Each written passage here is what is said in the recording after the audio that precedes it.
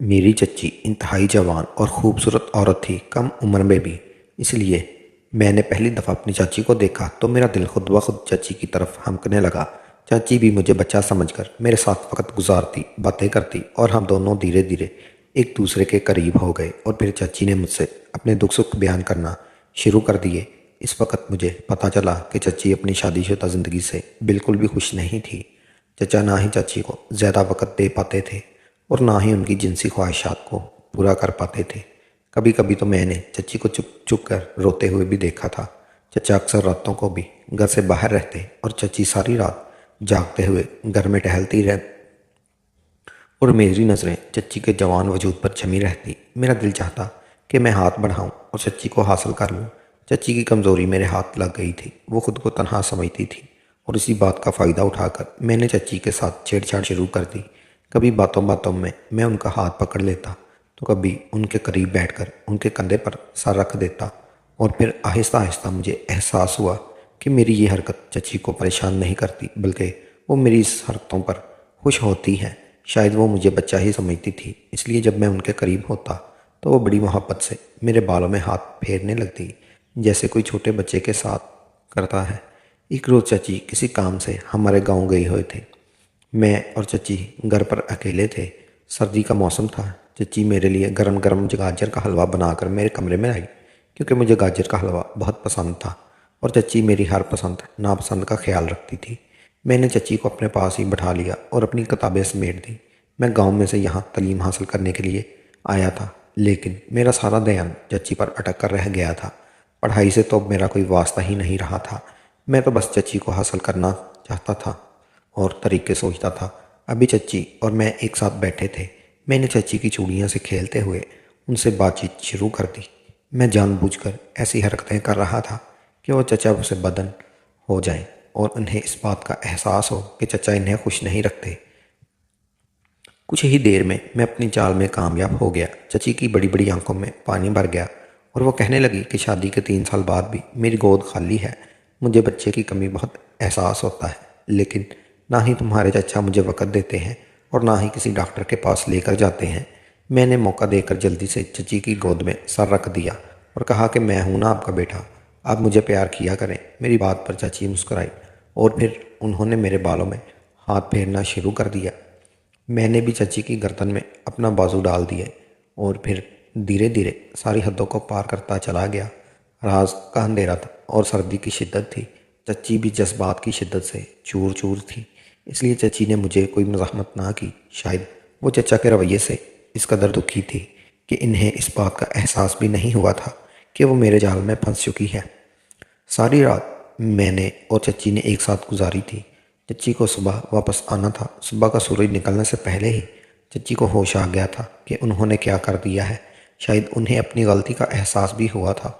वो जल्दी से अपने कपड़े उठाए अपने कमरे में फरार हुई और मैं एक अंगड़ाई लेकर अपनी खुशनसीबी पर मुस्कुराने लगा। बैठे बिठाए मुझे चच्ची के साथ नसीब हो गया था। मेरी तो लॉटरी निकल आई थी, क्योंकि मुझे मालूम था कि अब मैं जब चाहूँ चच्ची के साथ अपनी ख्वाहिशों को पूरा कर सकता हूँ। इत्तेफाक हुआ कि मौसम ख़राब होने की वजह से चचा सुबह भी लौट कर नहीं आए। मैं नहा धो कर निकला तो सीधा चची के सर पर पहुंच गया। वो बावर्ची खाने में सर झुकाए नाश्ता बना रही थी। मुझे देखते ही गड़बड़ा गई और इससे पहले कि वो मुझसे मुंह फेरती, मैंने ज़बरदस्ती उन्हें अपनी बाहों में कसकर अपने करीब किया और साफ लफ्ज़ों में उनसे कह दिया कि अब वो मेरी हैं और मैं उनकी हर कमी को पूरा कर दूंगा। मेरी ये बात सुनकर चची ने जल्दी से इनकार में सर हिलाया और कहने लगी, दिलबराज, इसकी कोई ज़रूरत नहीं। जो कुछ भी हुआ वो गलती से हुआ और मुझे इस पर शर्मिंदगी है।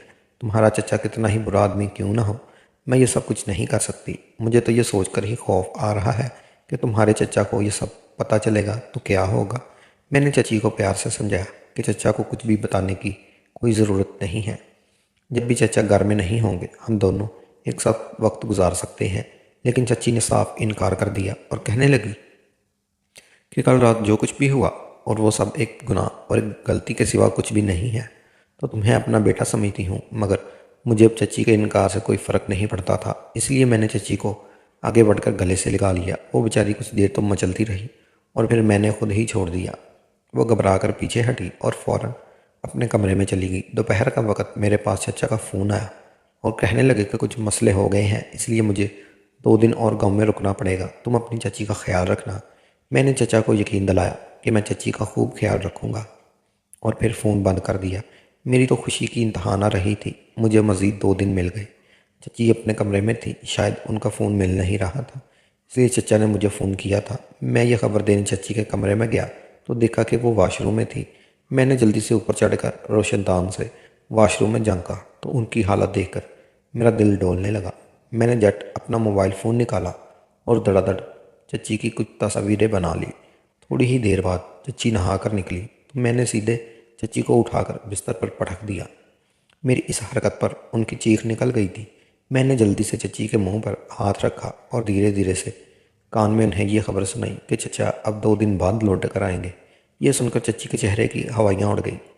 वो बहुत ही ज़्यादा परेशान नज़र आ रही थी। शायद वो मेरे साथ वक्त नहीं गुजारना चाहती थी, इसलिए मुझे धक्के देने लगी थी। लेकिन मुझे इस बात से कोई गर्ज नहीं थी। मेरे हाथ उनकी कमज़ोरी थी, मैं उन्हें ब्लैकमेल भी कर सकता था। फिर मैंने 2 दिन चची के साथ इसी तरह गुजारे। जबकि मेरा दिल चाहता था मैं उनके पास चला जाता और वो बेचारी मजबूरन मेरे साथ वक्त गुजारने पर मजबूर होती, क्योंकि मैंने उन्हें बता दिया था कि मेरे फ़ोन में उनकी बहुत सी बरहाना तस्वीरें मौजूद हैं। और इस बात ने उन्हें बहुत ज़्यादा परेशान कर दिया था और मजबूर भी। वो बार बार मुझे समझाने की कोशिशें करती कि जो कुछ मैं कर रहा हूँ वो गलत है। वो चचा को धोखा नहीं देना चाहती थी, लेकिन मुझ पर तो शैतान सवार हो चुका था।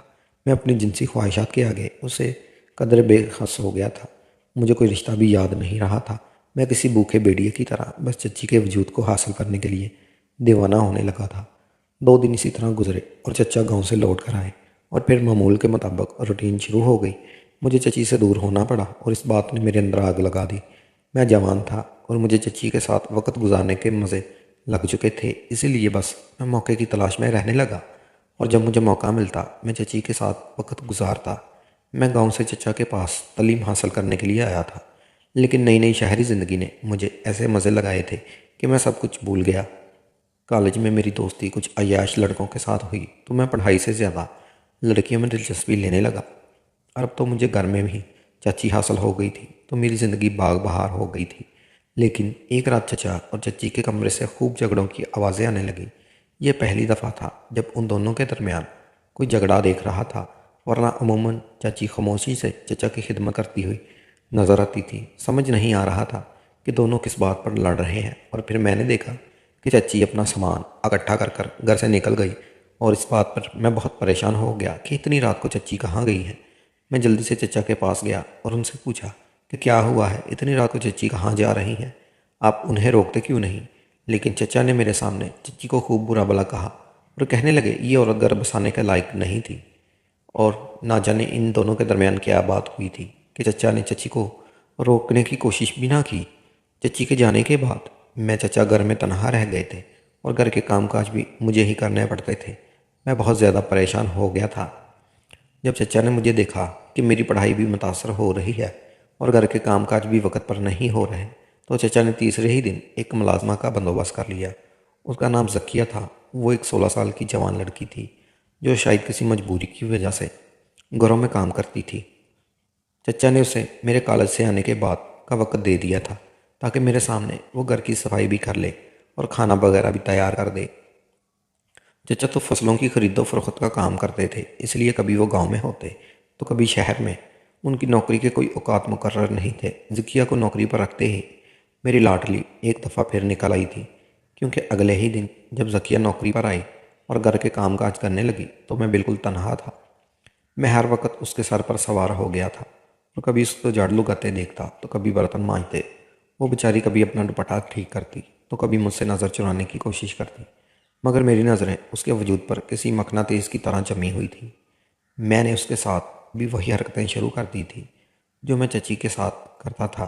कभी मैं बहाने से उसका हाथ पकड़ता तो कभी उसका दुपट्टा खींच देता। वो पोछा लगाती तो मैं उसके सामने बैठकर गौर से उसे देखता। शायद वो बहुत ही ज़्यादा मजबूर थी, इसलिए मेरी इन हरकतों पर बिल्कुल खामोश थी। और फिर एक दिन जब वो काम करते हुए पूरी तरह पसीने से शराबूर हुई तो मेरी नीयत ख़राब हो गई। घर में कोई नहीं था और इसी बात का फ़ायदा उठाकर मैंने उसे ज़बरदस्ती अपने बेडरूम में बंद कर लिया और 2 घंटे उसके साथ गुजार दिए। उसने मज़ाहमत की कोशिश की, लेकिन मुझे इसकी मज़ाहमत से कोई फ़र्क नहीं पड़ता था। मैं गांव का लंबा चौड़ा जवान था और शहर की दान पान सी लड़की को काबू करना मेरे लिए ज़्यादा मुश्किल ना था। फिर चाची को काबू करते करते अब तो मुझे ये हुनर भी आ गया था। जब 2 घंटे गुजर गए तो मैंने इसे कुछ पैसे दिए और कहा कि वो बात चाचा को हरगिज़ ना बताए। अगर वो मेरे साथ इसी तरह रहेगी तो मैं रोज़ाना उसे पैसे दूंगा। मुझे इसकी गरीबी का अंदाज़ा हो गया था। बस इसीलिए मैं उसकी कमज़ोरी का फ़ायदा उठाना चाहता था।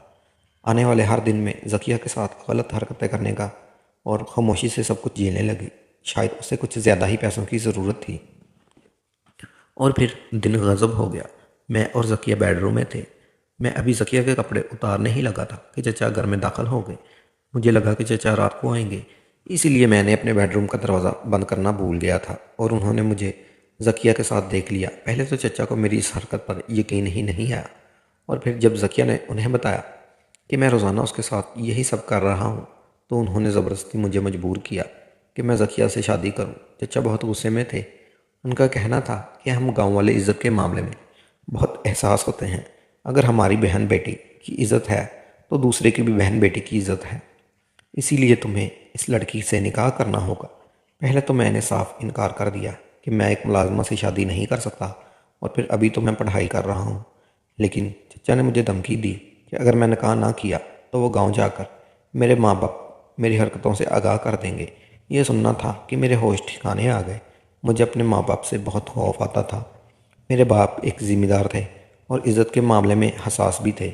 अगर उन्हें पता चलता कि मैंने एक लड़की के साथ ऐसी हरकत की है तो वो मुझे ज़िंदा ज़मीन में उतार देते। इसलिए चचा की बात मानकर मैंने ज़किया से निकाह की हामी भर ली। हैरत की बात थी कि चचा ने ज़किया के घर वालों को नहीं बुलवाया था और ना ही मुझे उनसे मिलवाया था। मेरे पूछने पर चचा ने कहा था कि ज़किया के घर वालों को उन्होंने खुद संभाल लिया है। इस निकाह में कोई भी शरीक नहीं हुआ था और ना ही ज़किया के घर वाले। बस एक काजी को बुलाया गया था। मेरा और ज़किया का निकाह हुआ और हम दोनों मियाँ बीवी बन गए। ज़किया क्योंकि बहुत ही खूबसूरत और प्यारी लड़की थी, इसलिए मुझे उसकी शादी पर कोई अफसोस नहीं था। मैं तो खुशी खुशी उसके साथ ज़िंदगी गुजारने लगा था। और फिर कुछ ही दिनों में मुझे सच में ज़किया से बहुत मोहब्बत होगी। वो बहुत अच्छी थी, मेरा खूब ख्याल भी रखती थी। ज़किया से शादी के बाद मैंने किसी दूसरी लड़की को नज़र उठाकर भी नहीं देखा था। मुझे लगा कि अब मुझे ये सब कुछ करने की ज़रूरत नहीं है। अब तो मुझे चची का ख्याल भी नहीं सताता था। इन्हें इस घर से गए महीना होने वाला था और इस एक महीने में बहुत कुछ बदल गया था। यहाँ तक कि मेरी और ज़किया की शादी भी हो गई थी। लेकिन चची पलट कर नहीं आई थी। उनके और चचा के दरमियान क्या मामला हुआ था, अब भी इस बात से बेखबर था। एक दो दफ़ा मैंने चचा से कहा था कि वो चची को वापस ले आए, लेकिन मेरी इस बात पर चचा ने कोई जवाब नहीं दिया था। दिन यूं ही तेज़ी से गुजरते गए। मेरी तालीम का सिलसिला जारी था। मैं सुबह उठते ही कॉलेज चला जाता और दोपहर के वक्त वापस लौटता तो ज़किया घर के कामकाज में मसरूफ़ होती। चचा कभी घर पर होते तो कभी अपने काम पर निकले होते। गांव में मेरे घर वाले को मेरी शादी की खबर नहीं हुई थी। चचा का कहना था कि सही वक्त आने पर वो खुद सबको इस बारे में बता देंगे। मुझे चचा पर यकीन था, इसलिए मैं भी खामोश था। और फिर एक रोज़ मैं कॉलेज से कुछ जल्दी घर वापस आ गया। मेरे सर में बहुत ज़्यादा दर्द था और मुझे आराम करना था। मैं घर में दाखिल हुआ तो हर तरफ सन्नाटा था। शायद चचा अपने काम से निकले हुए थे, लेकिन ज़किया वो कहाँ थी। हो सकता है कमरे में ही, यही सोचकर मैं अपने कमरे में गया, लेकिन मेरे कमरे में कोई भी नहीं था। मैंने सारा घर में ज़किया को तलाश किया, लेकिन वो मुझे कहीं नज़र ना आई। और फिर मुझे चाचा के कमरे से बातों की आवाज़ सुनाई दी और मैं चचा के कमरे में दरवाजे पर पहुंचा तो मेरे होश ठिकाने आ गए।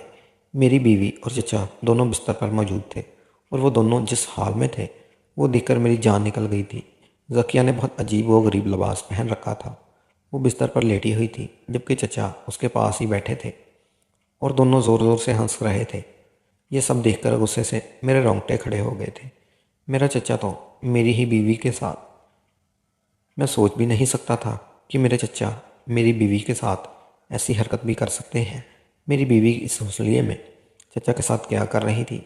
मैं गुस्से के आलम में कमरे में दाखिल हुआ था और मुझे देखते ही इन दोनों के चेहरे का रंग भी बदल गया था। चचा फ़ौरन बिस्तर से खड़े हुए और कहने लगे, आओ दिलबर, हम दोनों तुम्हारी ही बातें कर रहे थे। मैंने नफरत से चचा से पूछा कि ये सब क्या है, अब मेरी बीवी के साथ ऐसी हरकत कैसे कर सकते हैं। मेरी बात सुनकर चचा ज़ोर ज़ोर से हंसने लगे और कहने लगे, वाह दिलबर, तुम तो ऐसे कह रहे हो जैसे तुमने कभी किसी की बीवी के साथ ये सब कुछ नहीं किया। तुम भूल गए हो कि तुमने अपनी चच्ची के साथ क्या कुछ किया। मेरी गैर मौजूदगी का फ़ायदा उठाकर तुमने किस तरह मेरी भोली वाली बीवी के साथ जुल्म किया है, उसे ज़बरदस्ती अपने बिस्तर पर ले जाकर जो उसे बेआबरू करते रहे हो। क्या तुम्हें कुछ याद नहीं? चचा की बात सुनकर मेरे होश ठिकाने आ गए। मुझे हरगिज़ भी अंदाज़ा नहीं था कि चचा को इस बारे में कोई बात भी मालूम होगी। मुझे तो लगा था ये राज सिर्फ मेरे और जरीना चची के दरमियान ही होगा, लेकिन चचा के मुंह से ये सब सुनकर मैं ज़मीन में गड़ गया था। चचा कुछ कदम उठकर मेरे करीब आए तो मैं पूरी तरह गड़बड़ा गया। चचा कहने लगे, तुमने जरीना के साथ जो कुछ भी किया वो सब मुझे अच्छी तरह मालूम है। जरीना ने मुझे खुद बताया था कि तुम्हारी हरकतें कैसी हैं और तुमने उसके तन्हाई का फ़ायदा उठाकर उसके साथ जुल्म किया है। मगर मैंने तुम्हारी चच्ची की बात पर बिल्कुल भी एतबार नहीं किया और यही कहा कि तुम मेरा खून हो, तुम ऐसी हरकत नहीं कर सकते। तुम्हारी चच्ची ने जब बार बार मुझे यही बात बताने की कोशिश की तो मैंने गुस्से में ना सिर्फ उससे झगड़ा किया बल्कि उसे घर से भी निकाल दिया। मैं तो तुम पर शक भी नहीं करना चाहता था। तू मेरा खून हो और मेरे ख़ानदान में कोई भी मर्द औरत की इज़्ज़त के साथ नहीं खेलता। इसीलिए मैंने अपनी बीवी को ही झूठा करार दिया और उसे घर से निकाल दिया। लेकिन जरीना के जाने के बाद मुझे एहसास हुआ कि मेरी बीवी मुझसे वफ़ादार थी और वह कभी इस किस्म का झूठ नहीं बोल सकती। और इसीलिए सच्चाई जानने के लिए मैं ज़किया को इस घर में ले आया। ज़किया एक तवाइफ़ है और मैंने इसे पैसे देकर मुलाजमा बनने का कहा था। मैं देखना चाहता था कि जरीना ने जो कुछ तुम्हारे बारे में कहा वो सच है या झूठ। और फिर धीरे धीरे मुझे पता चला कि जरीना का हर लफ्ज़ सच था। लेकिन फिर भी मैंने ज़किया को काम करने दिया ताकि जान सकूँ कि तुम किस हद तक गिर सकते हो। और फिर ज़किया ने भी मुझे वही सारी बातें बताई जो जरीना ने बताई थी। तुमने जिस तरह जरीना के साथ ज़्यादती की थी उसी तरह ज़किया को भी अपना निशाना बनाया। मैंने ज़किया को मज़ीद पैसे दिए और तुम्हारा और ज़किया का नकाब पढ़वाया ताकि तुम्हें पता चले कि इज़्ज़त और ज़िल्लत क्या होती है। तुम्हारी बीवी एक तवाइफ़ है, ये सच तुम्हें सारी ज़िंदगी मारता रहेगा। रही बात मेरी और ज़किया के साथ होने की, तो मैंने ज़किया के साथ कुछ गलत नहीं किया। मैं तुम्हारी तरह का बदकिरदार आदमी नहीं हूँ। जब तुम कॉलेज से छुट्टी लेकर निकले तो मुझे प्रिंसिपल का फ़ोन आ गया। प्रिंसिपल मेरे दोस्त हैं। उन्होंने मुझे तुम्हारी तबीयत की ख़राबी का बताया तो मैंने जानबूझकर मंसूबा बनाया और तुमसे पहले यहाँ आकर ज़किया के साथ लेट गया ताकि तुम्हें पता चल जाए कि अपनी बीवी को किसी दूसरे के साथ देखकर कैसी तकलीफ़ का एहसास होता है। तुम्हारी वजह से मेरी घर हंसता ख़राब हुआ। मैंने अपनी बीवी पर यकीन नहीं किया जबकि मेरी बीवी मेरे साथ बहुत अच्छी थी। मैं उसे वक्त नहीं दे पाता, ये मेरी गलती थी, लेकिन उसकी सज़ा उसे नहीं मिलनी चाहिए थी। मैंने तुम्हें अपना बेटा मानकर अपने घर में जगह दी थी। शहर के अच्छे कॉलेज में तुम्हारा दाखिला करवाया और तुमने मेरे ही पेट पर खंजर घोंप दिया। मैं तुम्हारे बाबा को इत्तला कर चुका हूँ। मैं उन्हें बताया है कि तुमने अपने पसंद से एक लड़की की शादी कर की है। कुछ ही देर में तुम्हारे बाबा यहाँ पहुँचने वाले होंगे। वो तुम्हें और ज़किया को गांव ले जाएंगे और फिर तुम्हें सारी ज़िंदगी ज़किया के साथ ही गुजारनी होगी, क्योंकि अगर तुमने अपनी ज़बान खोली या अपने बाबा को कुछ भी बताने की कोशिश की तो तुम खुद ही बदनाम होगे। और अपने बाबा को तुम तो जानते ही हो, इज़्ज़त के लिए वो तुम्हारी जान भी ले सकते हैं। इसलिए अब खामोशी से सारी ज़िंदगी तुम इस तवाइफ़ के साथ गुजारना। मैं तय को वापस ले आऊँगा और इससे माफ़ी भी मांग लूँगा और आइंदा किसी भी जवान लड़के को अपने घर में जगह नहीं दूँगा। काश मुझे पता होता कि तुम बेटे नहीं मेरे दुश्मन निकलोगे तो मैं कभी अपनी जवान बीवी के साथ तुम्हें छोड़ता ना। चचा ने तो मेरे सर पर आसमान ही गिरा दिया था। मैं जो ही हर बात से बेखबर समझ रहा था, वो मेरी हर हरकत से वाकिफ़ थे। मैं चचा की नज़रों में शर्मिंदा हो गया था। कुछ ही देर मेरे बाबा भी पहुंच गए थे और उन्होंने मुझे बहुत बुरा कल मैंने कैसे किसी की बेटी को भगाकर शादी कर ली। चचा ने बाबा से कह दिया कि ज़किया के घर वाले अब इसे कबूल नहीं करना चाहते, इसलिए आप इसे अपने साथ ले जाएं। बाबा ने ज़बरदस्ती मेरा सामान बनवाया और मुझे और ज़किया को लेकर गांव के लिए निकल पड़े। मैं तो बाबा को ये भी नहीं बता सका कि वो कोई शरीफ औरत नहीं बल्कि एक तवाइफ़ है। शायद मुझे जैसी बज़ात आदमी को यही सज़ा मिलनी चाहिए थी। अब सारी ज़िंदगी मुझे खामोशी से एक तवाइफ़ के साथ गुजारनी है और अपने हर गुनाह को याद करना है। अगर मैं अपनी चाची जैसी औरत के साथ ज़्यादती ना करता तो शायद आज खुद भी जुल्म का निशाना ना बनता। ज़किया की माँ एक तवाइफ़ थी, इसलिए कम उम्री से इसे भी इसी पेशे में आना पड़ा था और अब यह मेरी जिम्मेदारी थी कि मैं इसकी इज्जत की ज़िंदगी देता और इसके माजी को दुनिया से छुपा कर रखता, क्योंकि कहीं ना कहीं मैंने भी इसके साथ बहुत जुल्म किया था। आप लोगों को क्या लगता है जो कुछ मेरे चचा ने मेरे साथ किया क्या वही डिज़र्व करता था? पर मुझे इससे भी बड़ी सज़ा मिलनी चाहिए थी।